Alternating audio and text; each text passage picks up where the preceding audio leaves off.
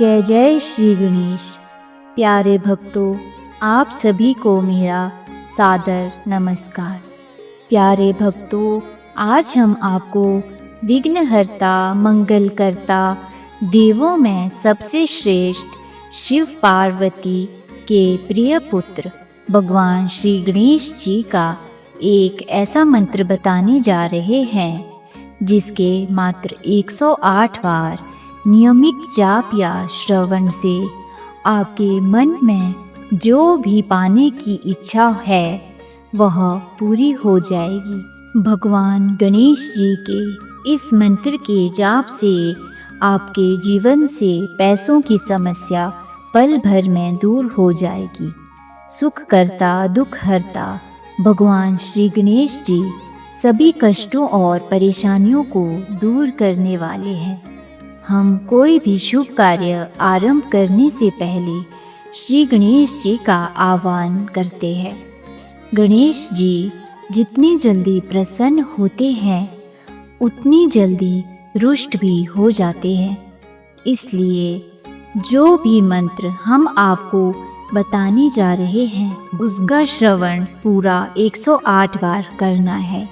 तो आइए गणेश जी के इस महामंत्र का श्रवण कर लेते हैं। बस आपको इस मंत्र को अपने घर या दुकान पर मोबाइल फ़ोन में चला देना है और ध्यान रहे इस मंत्र को पूरा 108 बार श्रवण करें। अगर इससे ज़्यादा भी कर सके तो दोबारा से वीडियो को चला दें। मंत्र शुरू करने से पहले मेरा आप सभी से निवेदन रहेगा, अगर आपको हमारी यह वीडियो अच्छी लगे तो दिल से एक लाइक ज़रूर करें और हमारे चैनल वैदिक मंत्र को भी सब्सक्राइब करें। कमेंट में जय श्री गणेश ज़रूर लिखें। तो प्यारे भक्तों, आइए मंत्र इस प्रकार है। गजाननाय विद्महे वक्रतुंडाय धीमहि तन्नो दन्ती प्रचोदयात्। गजाननाय विद्महे वक्रतुंडाय धीमहि तन्नो दन्ती प्रचोदयात्। गजाननाय विद्महे वक्रतुंडाय धीमहि तन्नो दन्ती प्रचोदयात्। गजाननाय विद्महे वक्रतुंडाय धीमहि तन्नो दन्ती प्रचोदयात्। गजाननाय विद्महे वक्रतुंडाय धीमहि तन्नो दन्ती प्रचोदयात्। गजाननाय विद्महे वक्रतुंडाय धीमहि तन्नो दन्ती प्रचोदयात्। गजाननाय विद्महे वक्रतुंडाय धीमहि तन्नो दन्ती प्रचोदयात्। गजाननाय विद्महे वक्रतुंडाय धीमहि तन्नो दन्ती प्रचोदयात्। गजाननाय विद्महे वक्रतुंडाय धीमहि तन्नो दन्ती प्रचोदयात्। गजाननाय विद्महे वक्रतुंडाय धीमहि तन्नो दन्ती प्रचोदयात्। गजाननाय विद्महे वक्रतुंडाय धीमहि तन्नो दन्ती प्रचोदयात्। गजाननाय विद्महे वक्रतुंडाय धीमहि तन्नो दन्ती प्रचोदयात्। गजाननाय विद्महे वक्रतुंडाय धीमहि तन्नो दन्ती प्रचोदयात्। गजाननाय विद्महे वक्रतुंडाय धीमहि तन्नो दन्ती प्रचोदयात्। गजाननाय विद्महे वक्रतुण्डाय धीमहि तन्नो दन्ती प्रचोदयात्। गजाननाय विद्महे वक्रतुण्डाय धीमहि तन्नो दन्ती प्रचोदयात्। गजाननाय विद्महे वक्रतुण्डाय धीमहि तन्नो दन्ती प्रचोदयात्। गजाननाय विद्महे वक्रतुण्डाय धीमहि तन्नो दन्ती प्रचोदयात्। गजाननाय विद्महे वक्रतुण्डाय धीमहि तन्नो दन्ती प्रचोदयात्। गजाननाय विद्महे वक्रतुण्डाय धीमहि तन्नो दन्ती प्रचोदयात्। गजाननाय विद्महे वक्रतुण्डाय धीमहि तन्नो दन्ती प्रचोदयात्। गजाननाय विद्महे वक्रतुण्डाय धीमहि तन्नो दन्ती प्रचोदयात्। गजाननाय विद्महे वक्रतुण्डाय धीमहि तन्नो दन्ती प्रचोदयात्। गजाननाय विद्महे वक्रतुण्डाय धीमहि तन्नो दन्ती प्रचोदयात्। गजाननाय विद्महे वक्रतुण्डाय धीमहि तन्नो दन्ती प्रचोदयात्। गजाननाय विद्महे वक्रतुण्डाय धीमहि तन्नो दन्ती प्रचोदयात्। गजाननाय विद्महे वक्रतुण्डाय धीमहि तन्नो दन्ती प्रचोदयात्। गजाननाय विद्महे वक्रतुण्डाय धीमहि तन्नो दन्ती प्रचोदयात्। गजाननाय विद्महे वक्रतुण्डाय धीमहि तन्नो दन्ती प्रचोदयात्। गजाननाय विद्महे वक्रतुण्डाय धीमहि तन्नो दन्ती प्रचोदयात्। गजाननाय विद्महे वक्रतुण्डाय धीमहि तन्नो दन्ती प्रचोदयात्। गजाननाय विद्महे वक्रतुण्डाय धीमहि तन्नो दन्ती प्रचोदयात्। गजाननाय विद्महे वक्रतुण्डाय धीमहि तन्नो दन्ती प्रचोदयात्। गजाननाय विद्महे वक्रतुण्डाय धीमहि तन्नो दन्ती प्रचोदयात्। गजाननाय विद्महे वक्रतुण्डाय धीमहि तन्नो दन्ती प्रचोदयात्। गजाननाय विद्महे वक्रतुण्डाय धीमहि तन्नो दन्ती प्रचोदयात्। गजाननाय विद्महे वक्रतुण्डाय धीमहि तन्नो दन्ती प्रचोदयात्। गजाननाय विद्महे वक्रतुण्डाय धीमहि तन्नो दन्ती प्रचोदयात्। गजाननाय विद्महे वक्रतुण्डाय धीमहि तन्नो दन्ती प्रचोदयात्।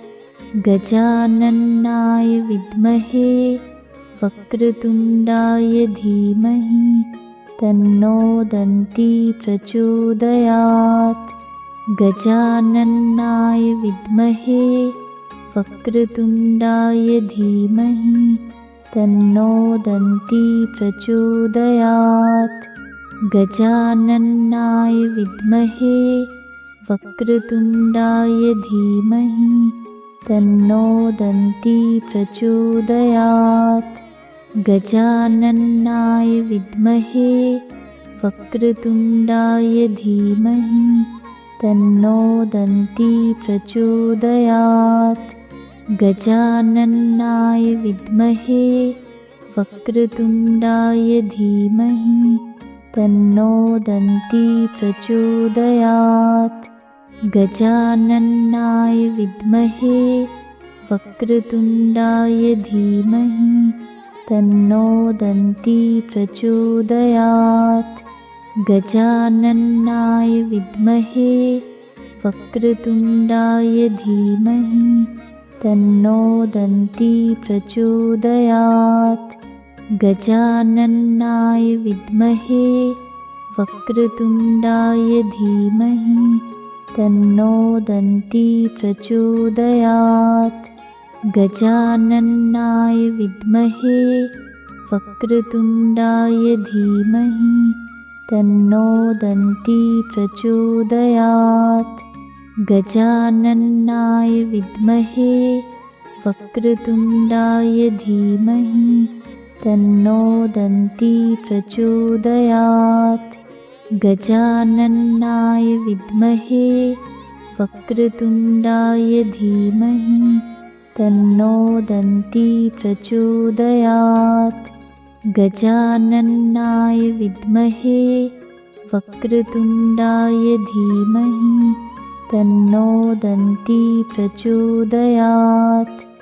गजाननाय विद्महे वक्रतुण्डाय धीमहि तन्नो दन्ती प्रचोदयात्। गजाननाय विद्महे वक्रतुण्डाय धीमहि तन्नो दन्ती प्रचोदयात्। गजाननाय विद्महे वक्रतुण्डाय धीमहि तन्नो दन्ती प्रचोदयात्। गजाननाय विद्महे वक्रतुण्डाय धीमहि तन्नो दन्ती प्रचोदयात्। गजाननाय विद्महे वक्रतुण्डाय धीमहि तन्नो दन्ती प्रचोदयात्। गजाननाय विद्महे वक्रतुण्डाय धीमहि तन्नो दन्ती प्रचोदयात्। गजाननाय विद्महे वक्रतुण्डाय धीमहि तन्नो दन्ती प्रचोदयात्। गजाननाय विद्महे वक्रतुण्डाय धीमहि तन्नो दन्ती प्रचोदयात्। गजाननाय विद्महे वक्रतुण्डाय धीमहि तन्नो दन्ती प्रचोदयात्। गजाननाय विद्महे वक्रतुण्डाय धीमहि तन्नो दन्ती प्रचोदयात्। गजाननाय विद्महे वक्रतुण्डाय धीमहि तन्नो दन्ती प्रचोदयात्। गजाननाय विद्महे वक्रतुण्डाय धीमहि तन्नो दन्ती प्रचोदयात्।